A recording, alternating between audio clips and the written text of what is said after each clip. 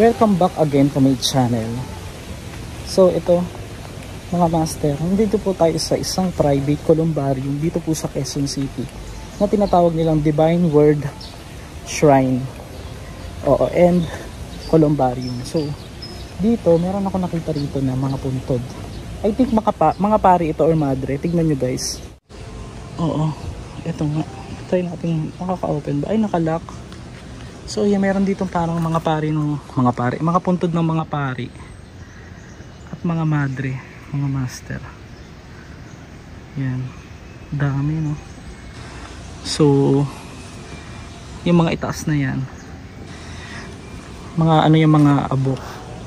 So bakit pa tayo nandito? Syempre alam niyo naman, nagbabalik tayo sa mga puntod po ng sikat, magbalik tanaw at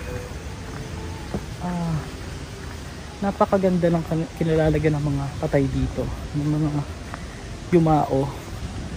Mga patay yumao is same lang naman kasi may ibang nagsasabi, grabe ka naman, ba't patay lagi na yan? Eh patay na nga, eh ano bang buhay, di ba? Kayo talaga mga master. So para po mas mabilis sabihin, kaya ko sinasabi laging patay. So iyan, so sobrang init dito sa Quezon City, natuyo yung mga koi, charot, pero may mga koi din doon. At eto na, papunta na tayo sa mismong puntod ng dalawang sikat. Oo. Sinong sikat ba? Di tayo pwede masyado mag-ingay dito, baka mapagalitan tayo. Si Ace Berhel, original action star.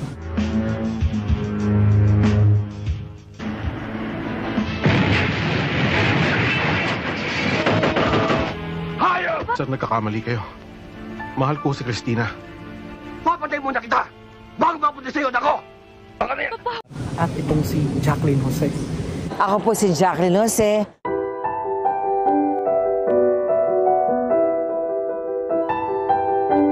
Condolences to the family, sa lahat po ng kaibigan at nakakakilala kay Miss Jacqueline Jose. Kaya ako naman din pinuntahan dahil alam niyo naman yung content natin laging ganito, puro mga sikat. Ngayon lang tayo din nakapagbalik sa Manila.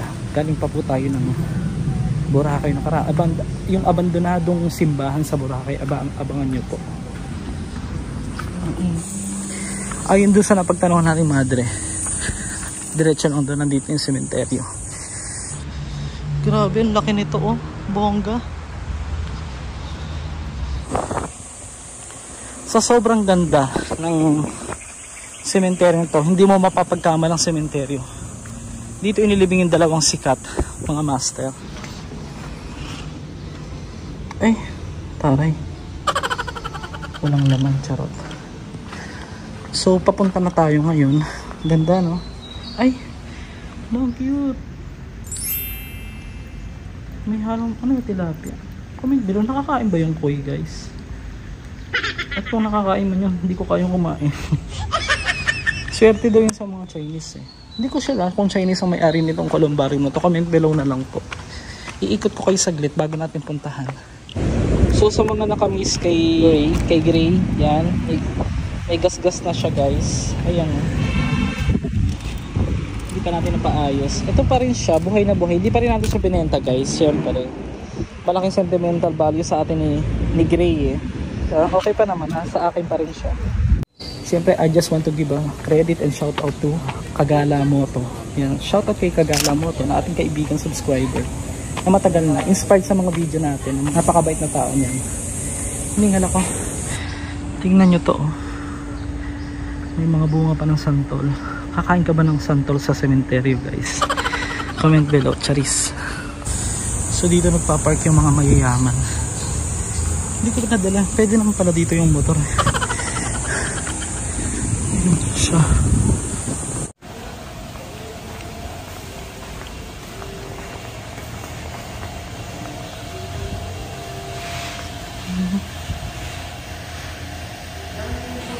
Yung mga sosyal.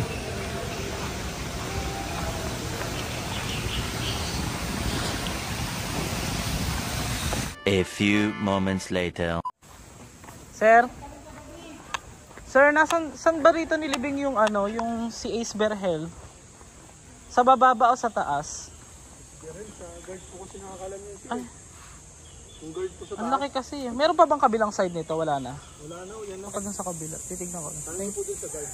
Sige, sige. Thank you. Ang ganda, no? nasa hardin, garden, mga master. Na dito nga inilibing si Jacqueline Jose. Pupuntahan na natin. Tingnan nyo, ganda o, parang may conference room pa dito, bongga.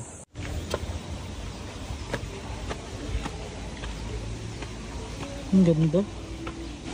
Kaya pabor talaga sa akin din yung mga private na ilalagay natin yung ating mga mahal sa buhay sa mga private. Hindi po basta-basta, kumbaga laging alaga, nalilinis. Meron, ano pala to? Ito, ang init. Ito may ano pa dito, parang swimming pool. Hindi, ano to, kaya ganun, ano, puro ano, wala naman tayo sa ano. So dito na siya sa building na ito, si Jacqueline Jose.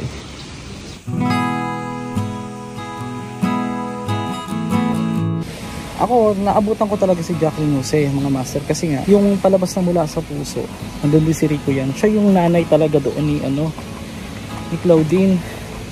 18 taon kang binulag ng mali mong paniniwala sa akin. Bakit pa ako maniniwala na mabibigyan ng katarungan ng pagkamatay ng anak ko? Na tinatawag na Magda. Oo. Si Claudine yung naging anak, o si Rico. Hindi ako nagkakamali. Guys, pasensya, hindi tayo pwede masyadong mag-ingay, pinagbawalan tayo. Dahil ito ay karamihan mga ito. So ito siya, guys.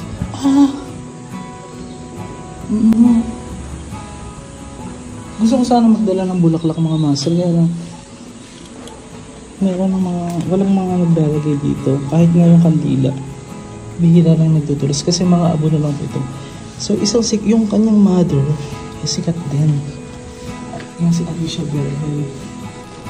Ano yan? Hindi ba sinabi ko sa'yo, laging puti ang panloob ni Hiner? Anong klaseng ikaw talaga, oo? So, ito mismo si Ace Berhel, mga master. Sikat na sikat po yan na original action star sa Pilipinas. So ako po, wala akong masyadong idea. Narinig ko lang siya nung bata pa ako. Parang ka-level yata nila, paano dito? Kasabayan nila Robin Padilla, if I'm not mistaken. So ito po siya, guys, dito po siya nakalibing. Sige. O paano, kita na lang tayo. Okay. Oo naman. Pati sa akin? Lalo na sa'yo. Ang kanyang album, pinanganak po siya noong November 2019. Tignan natin. Balik na lang natin, guys. Nalaglag yung bulaklak. Yan, November 1954 at pumanaw po sa heart attack noong December 15, 2007. Ang kanyang ina ay si Alicia Berhel, sikat din na artista, mga master. Marami po nakakilala, comment below. Bakit yung kanyang tatay? Kasi mukha siyang happy. So ilagay na natin yung kanyang flowers, ibalik natin. So yan po, guys, napuntahan natin ito. Hindi ako masyadong pwedeng mag-ingay kasi. So ang puntod ni Ace Berhel. Ano yung favorite mong pelikula ni Ace Berhel, mga master? Ako, wala akong masyadong idea, pero naririnig ko lang talaga, puro mga action talaga yun. We are proud.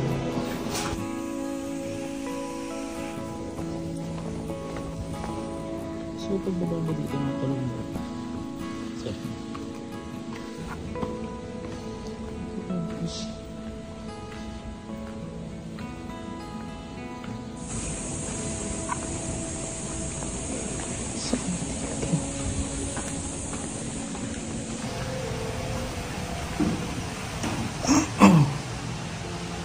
So ito na nga. Ay, nawala. Ito. Nakakalungkot. Hindi ako nalungkot. Nakakagulat yung pagkamatay ni Jacqueline Jose. Ito siya. Ang tunay niyang pangalan, Mary Jane Gap or Jacqueline Jose. Ito siya, guys. Hindi ko sure kung inuwi ni Andy Eigenman itong mismong abo o yung ibang abo ni Jacqueline Jose. Pero sa pagkakaalam ko, dinala yung ilan sa Siargao at nilagay yung ilan dito, mga master. Pwede naman po kasi yun. So ito po siya, si Jacqueline Jane Gak or Jacqueline Jose. Dati akala ko Jacqueline. Oo. So yan po, nakalagay po siya rito. Muli, Kinilala bilang premyado at isa sa pinakamahusay na aktres sa Pilipinas at sa buong mundo. Miss Jacqueline Jose, nagsarong gabagi. Jacqueline Jose, Marosa. I am so surprised, Kan. Thank you so much. Isang haligi at inspirasyon sa industriya ng pelikula at telebisyon. Sa ayaw at sa gusto ninyo. Yung kanyang mga remains dito po sa isang garden, columbarium, dito po sa Quezon City. Yan. Kabilang po siya rito, nakahilera po siya rito. Kasama niya itong mga tito, mga nandito. Meron naman ako napansin dito, guys. So, hindi ko natin pakita yung details. Yung nagtataka, Master, bakit binablog mo yan? Kamamatay lang ganun-ganun. Especially, mas maganda nga kung ibinlag na natin din ito. Para po sa mga hindi rin po nakapunta o gustong makita kung saan resting place ng mga sikat. Hindi naman po si Miss Jacqueline Jose. Marami po tayong pinupuntahang sikat, mga master. Yun nga, bigla ang pagkamatay nga po ito si Jacqueline Jose. At kahit ako nagulat, ang dami nagulat ng mga Pilipino, pero Stress, madam. Hinihingi ko ba ang opinion mo? at ikaw hindi mo pinalayo sa kita. Trending siya sa pagiging matapobre at mataray. Ikalawa sa 6 na magkakapatid si Jacqueline Jose o Mary Jane Gok sa tunay na buhay. Anak siya ng isang half-American at half-German na sundalo at isa namang singer sa bar ang kanyang ina. Noong 1985 naman, ginawa niya ang mapangahas na pelikulang White Slavery sa direksyon ni Lino Broca. Siya sa isa pang sexy film na pinamagatang Private Show. Bakit? Anong bakit? Wala namang dahilan para magpapagawa. Noong 1986, Pinsan ko lang nakita ang tatay, pero hindi ko maaaring makalimutan mukha niya. hindi na dun yun eh.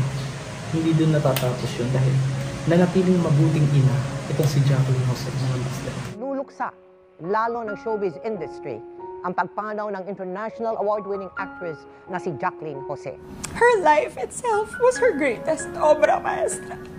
Ganito inilarawan ni Andy Eigenman ang multi-awarded niyang ina na si Jacqueline Jose na pumanaw nitong Sabado.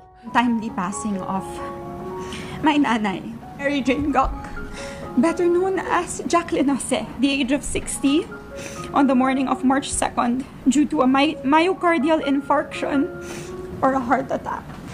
Sa kabila po ng lahat, kahit bandang huli, nabuhay na siyang mag-isa.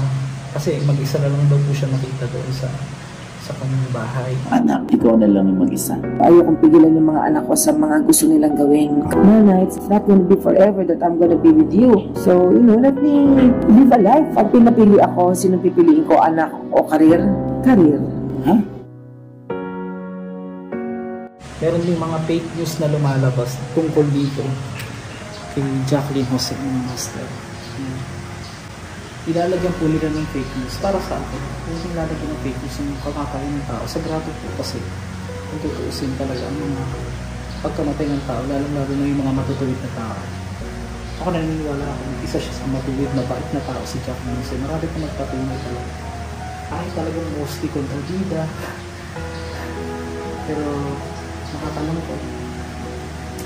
Ito guys, wala po nakalagay na birthday pero mga anak. Ang sabi, meron daw nakita nung kinremate daw itong si Jacqueline Jose. Nung nakita daw na dito, kulay green doon sa kanyang part ng buto sa may bandang daliri niya sa paa or kamay, if I'm not mistaken. Sinabi ni Veronica na nakitaan ng green bones ang kanyang kapatid na bihirang-bihira sa mga tao. Aniya, kapag ang isang tao raw ay may green bone, nangangahulugang mabuti talaga ang puso niya. Isang signs daw yun ng isang napakabuting tao. Parang napaka-rare ng ganun sa makakita sa kanyang. May mga kumakaroon kasing fake news eh. Alam mo naman, hindi naman nawawala yun na. Meron din ako napanood sa Facebook. Ito, napanood ko po ito ano daw, yung katulong daw, meron daw kasamang katulong, hinayaan na lang daw ng, kumbaga hindi na raw tinapos sa ospital, hinayaan na lang daw ito. At may nawalang gamit umano dun daw sa bahay ni Jacqueline Jose. wala pa pong katunayan niya. Sinabi, ibigyan po natin ng respeto yung pamilya. Huwag na po natin doon ng story. Kung wala namang talaga tayong alam. Ay, ang cute. Hala. Karna. Wala akong dalang wala akong dalang siopaw. Charot. Wala kilala kong kilalapitan ng mga pusa pag pupunta ako ng cemetery. Aba, puyat yan. Kailan pa ako uminom ng kape na kasing lamig ng ilong ng pusa ang temperature? Sorry po, madam. Kukuha ka na lang po ako ng bago. Ay, hindi. Inumin mo yan. Sayang eh. Alam mo naman, ayaw ko nang aaksaya ng mga kahit anong pagkain dito. Sige, inom. Dali. Lagok. Karna. So, sorry guys ha. Na-interrupt ako dun sa pusa. Hindi ko din alam kung mahilig sa pusa itong si Miss Jacqueline Jose. Lahat ng tao sa Pilipinas, kilala siya, di ba? Hindi nila napuntahan. Pero ito, iginala ko po kayo ngayon. Dito po sa punto ni Jacqueline Jose. Ito po siya, mga master. Si Jacqueline Jose. Wala akong papakain sa'yo, Muning, ha? Muning. Ganda mo naman.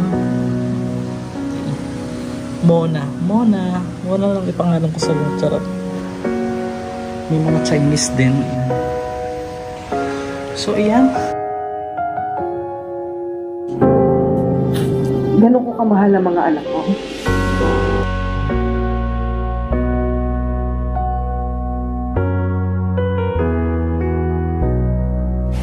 So, nakakalungkot man, hindi ko man siya nakita in person, hindi man nakapagpa-selfie, pero may video tayo. Yun nga lang, physically wala na po sa atin si Jacqueline Jose. Man talaga ang lahat. Kahit ano pa yung kilalalagyan natin sa buhay natin, mayaman, mahirap, isa lang patutong ang pagpapahinga, master. So, pinagpahinga na rin siya ng Diyos, mga master. So, yun. So, ngayon hanggang dito naman muna ang ating video. Maraming salamat po sa mga support. Pakilike po, pakishare. At huwag kakalimutan mag-subscribe para po sa mga update. Thank you at magkita tayo sa mga tuntut pa ng mga sikat.